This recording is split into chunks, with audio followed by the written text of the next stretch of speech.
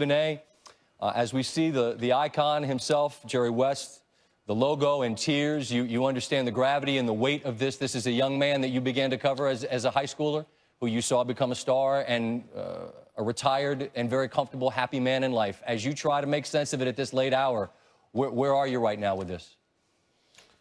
Where everybody else is, complete devastation.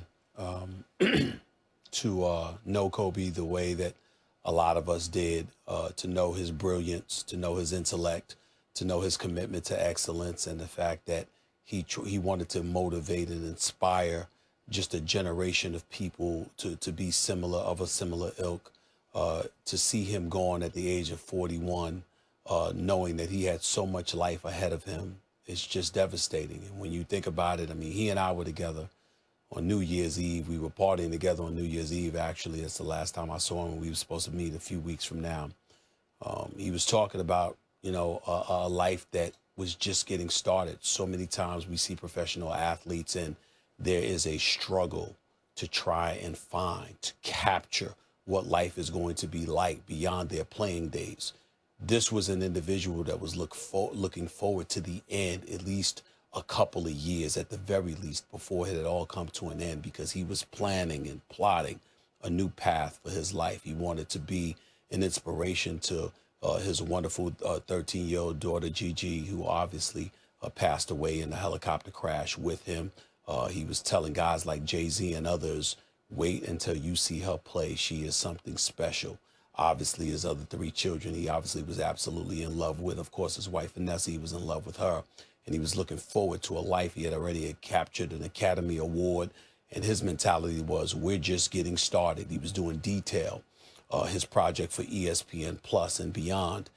He had so many things that he was planning and looking forward to. And he talked about that with me constantly whenever we talked. And so this was not a guy that was struggling to find what his new path was going to be now that his career had ended after the 2016 season. He had prospered from that point forward. He was on a mission to continue to prosper and to ultimately show that the life that he enjoyed and he endured in those 20 years in a Lakers uniform, it would be something comparable to what he had accomplished as a basketball player. The greatness that you saw on the basketball court was definitely going to be a level of greatness that you saw in some other platform. And in the process of doing all of that, he was going to inspire folks across the world to be all that they could be and to make the sacrifices and to put in whatever effort was necessary to put in order to achieve your goal. It was something he had preached to me personally. It's something that I know he had preached to a number of people. And that's why all of us sit here devastated today, because to be at age 21 as brilliant and as gifted as he was, full of life and so much to live for, and so many people who loved him and appreciated him, to see him gone today is nothing short of devastating. It truly is. I share that sentiment, and especially, Stephen A., I marveled at the passion that he was investing in the next chapter. So many struggle to figure it out. Not only did he find it, but he was thriving in it. And he looked at people like Magic or MJ as what they became afterwards. He had his sights set on the Jay-Z's and the Oprahs. He'd be a billionaire with a B. And I mean, those paths seemed like they were available to him. He was pouring himself into it. And I think it's just so gutting to think of what might have been. Do you believe that perhaps his best act would have been his next act? Possibly, quite possibly. It's hard to imagine, considering the fact that he's a 5-time champion, right, and 18-time All-Star and what have you.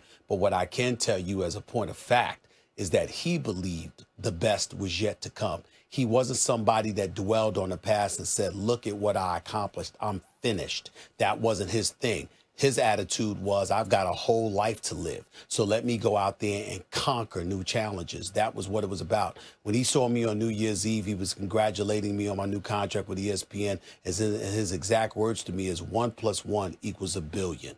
That was his mentality to anybody who had any kind of potential.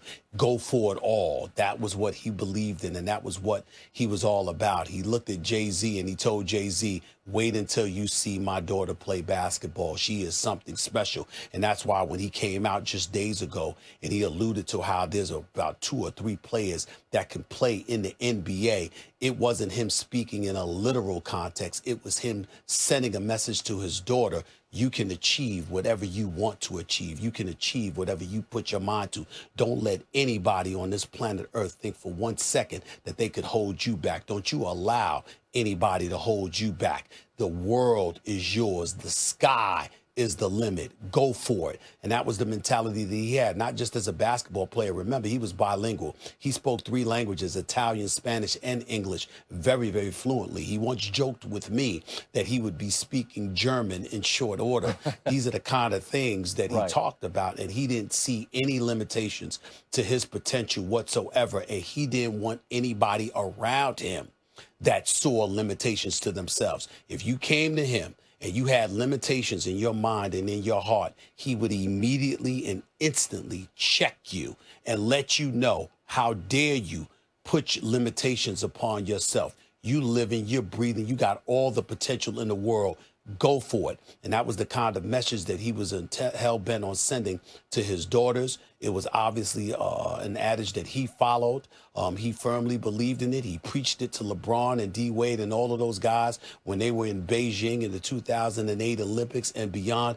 This is why you see so many people crying and so many people so upset that he's gone, because they know what he did for them. They know what he did for their lives. I was on the phone with Shaquille O'Neal just a few hours ago, and he was crying. Magic Johnson couldn't hold back tears. The list just goes on and on. People are either crying, they're speechless, or they're both, because we know that we lost an iconic figure. And Jerry West, speaking as eloquently as he spoke, with his eyes bloodshot red as they can be, clearly crying a lot today.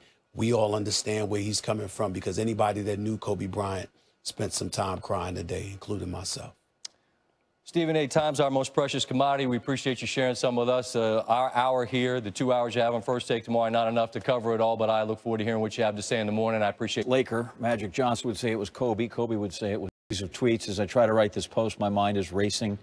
I'm in disbelief and have been crying all morning over this devastating news that Kobe and his young daughter, Gigi, have passed away in a helicopter crash. Cookie and I are heartbroken.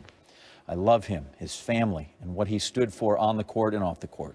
My friend, a legend, husband, father, son, brother, Oscar winner, and greatest Laker of all time is gone. It's hard to accept. Kobe was a leader of our game, a mentor to both male and female players. He gave his knowledge, time, talent to tutor so many youth at level, collegiate level, NBA, and WNBA players. Words can't express the impact that he had on the game of basketball. I know basketball fans all over the world will miss him, especially the city of Los Angeles. He was such an icon, but also did so much for L.A. Bill Russell, he writes, Janine and I are absolutely shocked to hear of the loss of one of my favorite people, one of the best basketball minds in the history of the game. Our hearts and prayers to Vanessa and his girls. Kobe Bryant, you were my biggest fan, but I was yours. Woj on board now. And I kind of find that a lot of people are saying similar things, but from different perspectives. You knew him well. I mean, this is just such a stunning loss to the game of basketball and really the whole country. Yeah, I mean, Kobe was, this gets thrown around a lot, but he was truly bigger than life, and he transcended the game, and really one of the first global NBA stars. He was in China.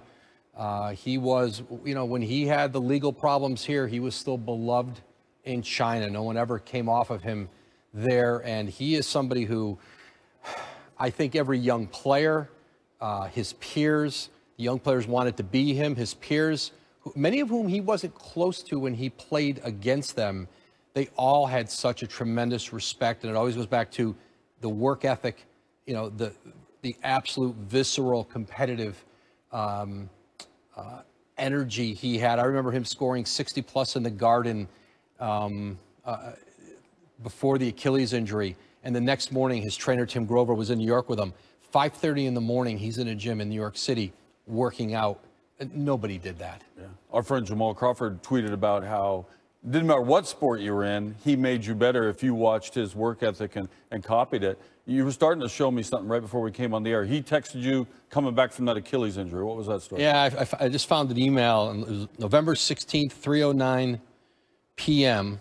He emailed me first day, And that was his way to tell me I am back from the Achilles injury. It was his first practice, and it was unclear when he would practice. And I just remember from the night of the Achilles injury through the whole rehab, how important it was for him that he would play again and he could come back at a fairly high level. And, he didn't win another championship after that. Things fell off with the Lakers. But you remember the night of the Achilles injury, he gets up, he shoots the free throws, makes them before he walks off the court. But coming back from that for him was, it was part of the mythology. He even had a story where he wanted Michael Jackson's respect. Had dinner with him in 2010 in Minnesota, and he comes to tell me all about the relationship he had with Michael Jackson, the friendship he had built. He had never talked about it before. And I knew exactly why he was doing it. And he said, hey, Michael Jackson was the guy I emulated and learned from, not Michael Jordan.